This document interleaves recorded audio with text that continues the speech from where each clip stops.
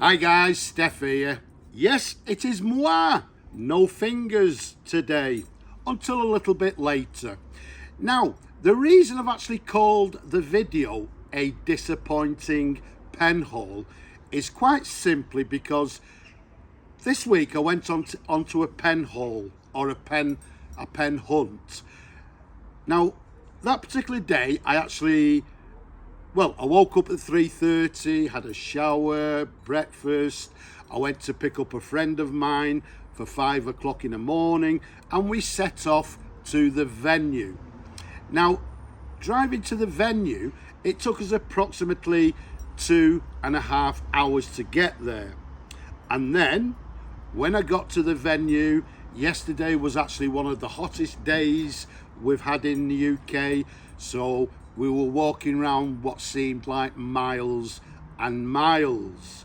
And unfortunately, I didn't find many pens. It was very, very disappointing. Not only that, on the way home, when we left, we got onto the M62. That you UK viewers, you'll know the M62. And unfortunately, there was an accident. The motorway was closed. So I decided then, well, I'll be a little bit clever.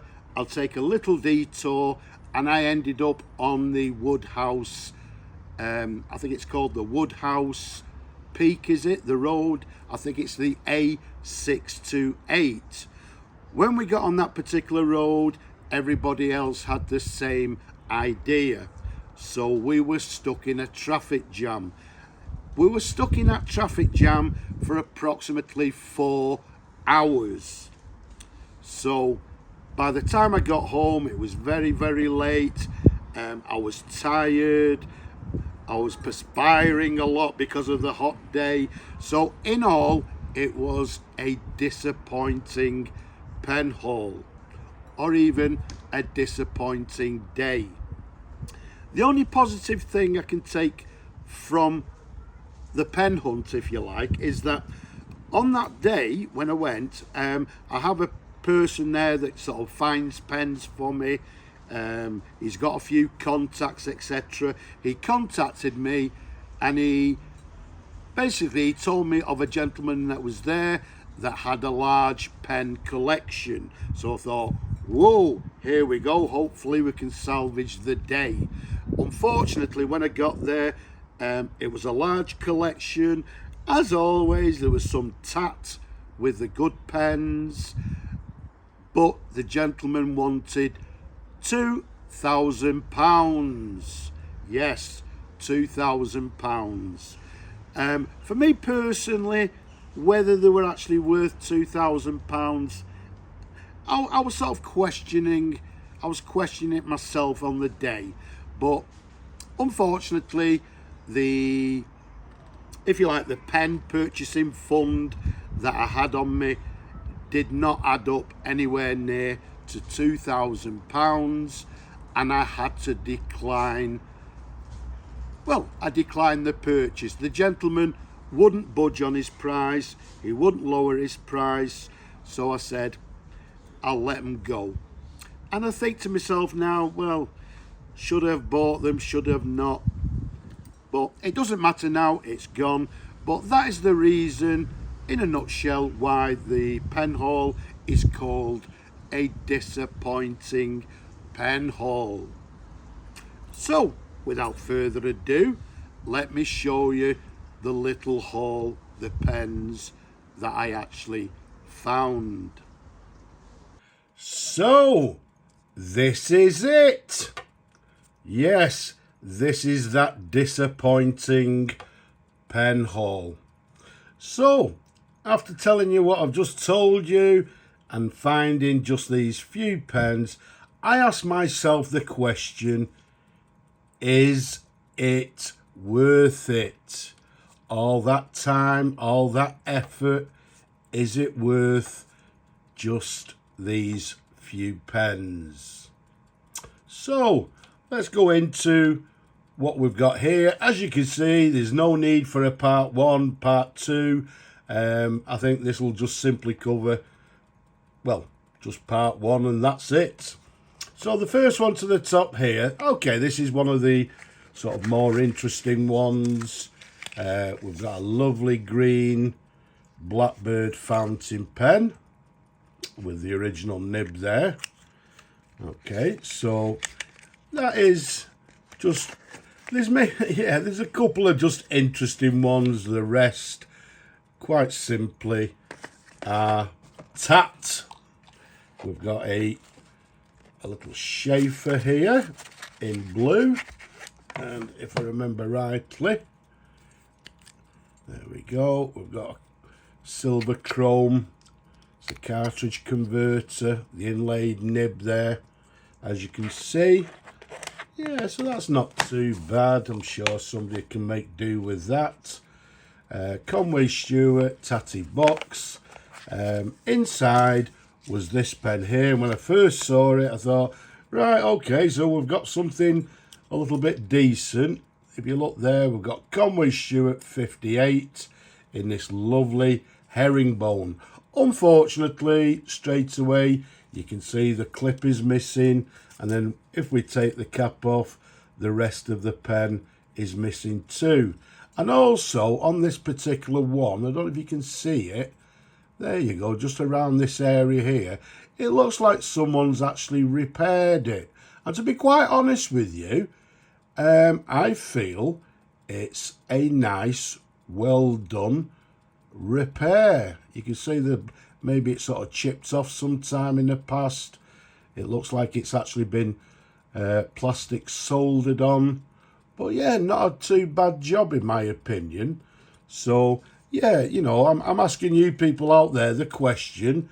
If I find a section and a nib and a clip as well, is it worth me working on the pen? Let me know. And once again, this is one of the more interesting ones. It's a Parker in its Parker box. And if we take it out, there we go. We've got this lovely silver lined pearl vacuumatic. I think this is a later version. Yeah, with a plastic plunger. So yeah, this is one of the, well, maybe one of the redeeming pens that'll save the day, hopefully. It's got the right nib, just needs a service. So a nice Parker vacuumatic.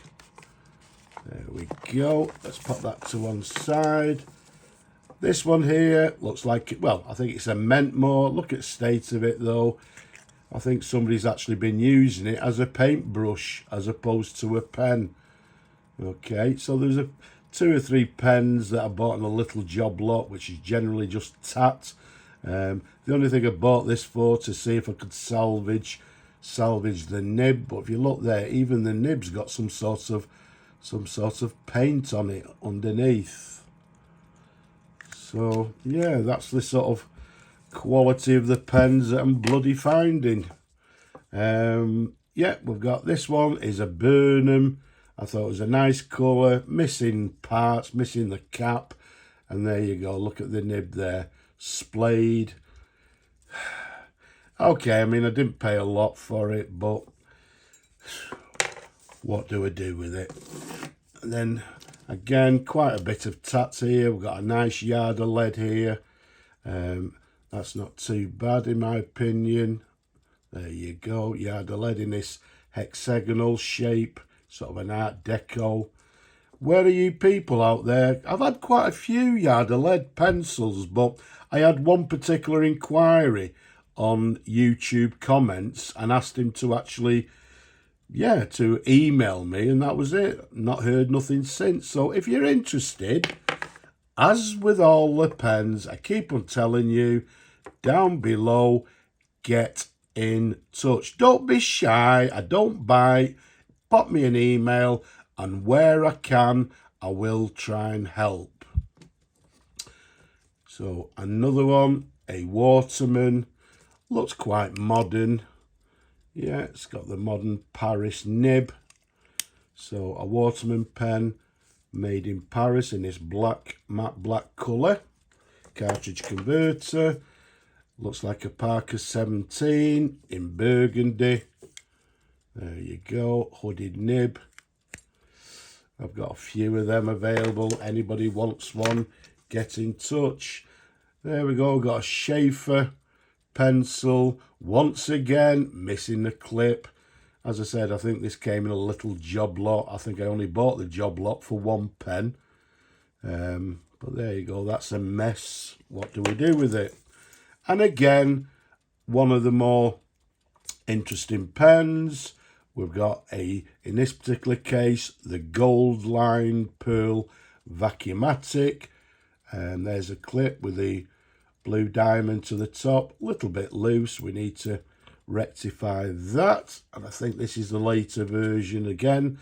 Yeah, with a plastic pump there. And then when I found this, I thought, hooray, I've got something a little bit decent, until I actually looked at the nib. And look at that. You can see one of the tipping on one of the tines is broken off. So that's no use to anybody. Do I have a spare nib? I'll take a look. But yeah, I mean, that's one of the pens, obviously, like the other one, is worth restoring and maybe recouping some of the costs, you know, for the day. Another Waterman there. Look at that absolutely mess. It's got another, I think, gold-plated nib. What do we do with that?